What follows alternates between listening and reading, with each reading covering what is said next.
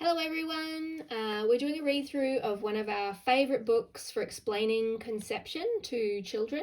It's very applicable for donor conception, but also all the other ways to make a family. We love it because it's suitable for every type of family. There are no genders, there's no sexual intercourse, so it's a really great book for even the very, very youngest of children. And this is the one that we suggest that you use to start to talk to your child about donor conception and how they were made. It's called What Makes a Baby, and it's written by Cory Silverberg. So there's beautiful colours. My children just love reading this book. They often ask to have it read to them. This is a story about how babies are made. The first thing you need to know is that you can't make a baby out of nothing. You have to start with something. This is an egg. Not all bodies have eggs in them. Some do and some do not. And I get the kids to point out which bodies have an egg and which bodies do not. Inside the egg are so many stories all about the body the egg came from. This is a sperm. Not all bodies have sperm in them. Some do and some do not. And again, we talk about which bodies in the pictures have sperm and which do not. Inside the sperm, just like inside the egg, there are so many stories about the body the sperm came from. And we might talk about some of these pictures and what they might mean. When grown-ups want to make a baby, they need to get an egg from one body and sperm from another body. They also need a place where the baby can grow. This is a uterus. It is a place where a baby can grow. You might think that everyone has a uterus since it has the words you and us in it, but not everyone has a uterus. Just like eggs and just like sperm, some bodies have a uterus and some bodies do not. Every body that has a uterus always has it in the same place, just below the belly button in the squishy middle part. When an egg and a sperm meet, they swirl together in a special kind of dance. As they dance, they talk to each other. The egg tells the sperm all the stories it has to tell about the body it came from, and the sperm tells the egg all the stories it has to tell about the body it came from. When their dance is done, they are not two things anymore. They danced around and shared so much that they became one brand new thing. At first, it is just a tiny thing. Sometimes this tiny thing does not grow, and sometimes it grows into a baby, like you did. Now this page is the invitation for parents to start to customize the story. It has a little prompt for us. Who helped bring together the sperm and the egg that made you?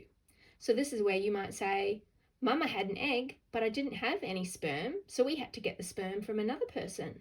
Or Mammy and Mama, we had eggs, but we didn't have any sperm. We had to get the sperm from another person.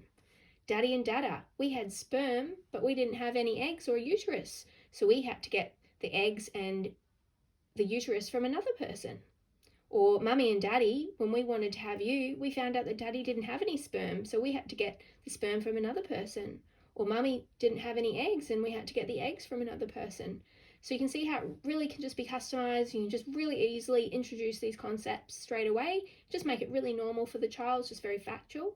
You might talk about, if you know anything about where the donated sperm or egg came from, you might talk about, a doctor helped us choose that person, or we know that they like basketball and ice cream, or you might know their name. So there might be some things that you want to add. So it's a great invitation to start to talk about, very simply, where the eggs and the sperm came from to make your child. Everything that grows differently. Each of us grow in our own way. How a baby grows depends on the stories that the egg and the sperm share and on the uterus the baby is growing inside of. But before a baby can be born, it has to get bigger and bigger and bigger.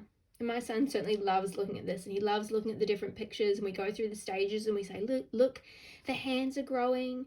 Now we can start to see the eye forming. Now we can see an ear, and we go through how the baby forms.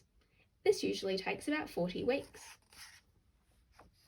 Sometimes the baby is ready to come out on its own. Sometimes a midwife or a doctor will be the one to say it is time for the baby to be born.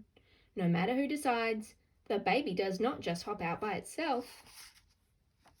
Some babies are born by coming out through a part of the body that most people call the vagina. Other times, doctors will make a special opening below the belly button, take the baby out, and then close up the hole. And you might like to talk about how your child was born. Whichever way the baby comes out, it is a pretty big deal for the baby. It is also a pretty big deal for the people who waited and waited and waited for the baby to be born. Sometimes it takes a long time. Sometimes it is quick. Sometimes it hurts a little, and sometimes it hurts a lot. But usually everyone needs a lot of rest afterwards. Who was waiting for you to be born? And then at the end, they have all these cute babies, and we like to go through the babies and talk about their different features. So you can see that it's a fantastic book for explaining donor conception in a really friendly, easy, normalised way. But it's a great book for every kid, every type of conception, just so kids start to learn about how babies are made.